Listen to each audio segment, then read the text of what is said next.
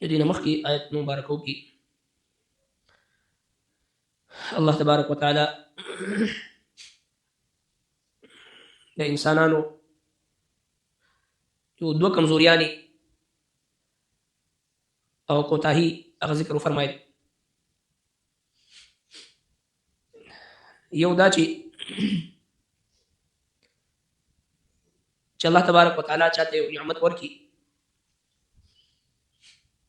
او بیا هغه نعمت بطور ازمایش او امتحان تینا واپس واخلي،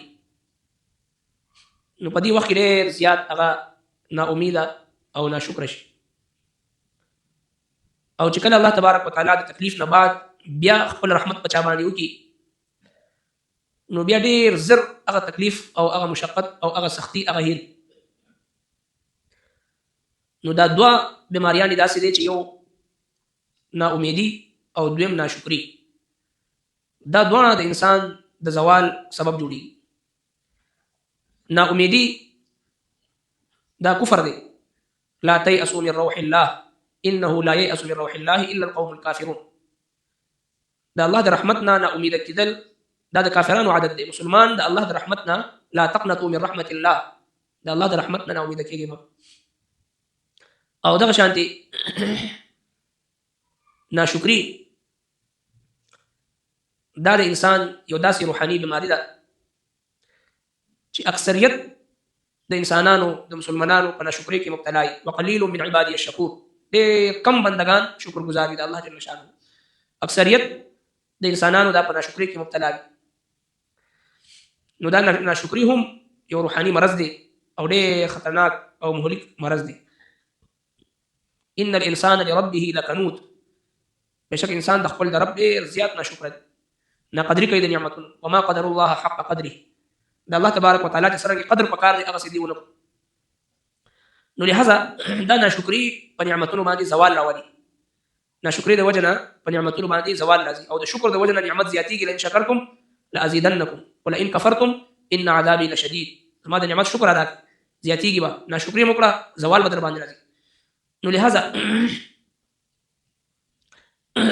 الله تبارک وتعالى فرمایي چې ليبلوني اشکر ام اکفر.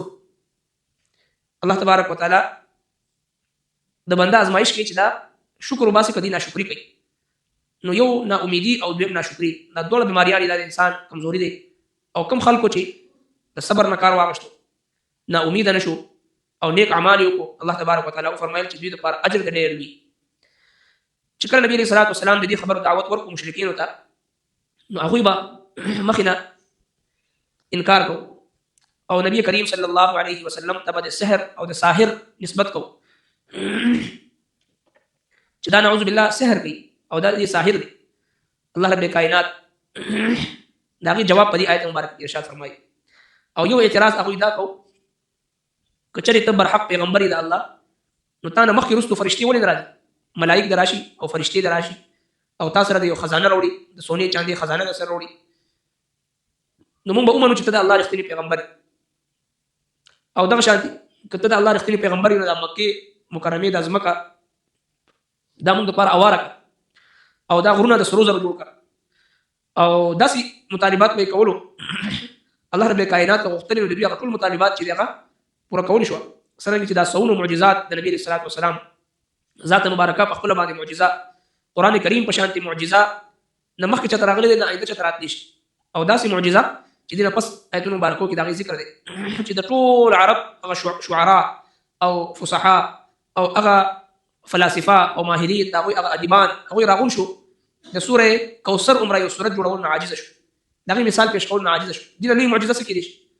نو لہذا الله رب کائنات په دې آیت مبارکه کې خپل محبوب پیغمبر لا ترغیب ورکړي چې دا مشرکین تا مطالبه کوي چې تم سره کمپرومایز وکړه، کچھ لو کچھ دو په بنیاد باندې خبر وکړه او څه خبره د توحید د عقیده توحید په حواله سره ته گزاره کوم سره هغه مو بیانوا او زمونږ خدایانو ته بدرت مو ویا او باغی باندې تنقید مکوا، صرف خوږی خوږی خبرې کوا سره چې په دې دور کې د خلکو د خیال لري چې را صرف د دین اسلام خوږی خبرې ذکر کړی شي او کوم خبره باندې کفر تکلیف رس، کوم خبره باندې کافر ته چې تکلیف رسی، د کافر کفر ښکارا کیږي، د منافق نفاق ښکارا کیږي، د ظالم ظلم ښکارا کیږي. هغه خبرې باندې کې خبرې بداسي کې چې کوم خوږی خوږی خبرې هغه کې چا اعتراض نه. نو لہذا یو پیغمبر هم داسې دی راغلی چې هغه ټولو خلکو منلی او نه یو آسماني کتاب داسې راغلی ټولو تسلیم کړي. نو چې کله حق بیانېږي نو د هغې مقابله کې به باطل ته به تکلیف راسي. مشرکینو به نبي علیه الصلاة والسلام ته دا وي چې څه نه څه زموږ لحاظ وساته، موږ سره سمجوته وکړه او څه نه څه خبرې زموږ ومنه، زموږ خدایانو ته بد رد مه وایه، موږ سره لږ ګزاره وکړه، نو موږ تاسو سره نورې خبرې منو.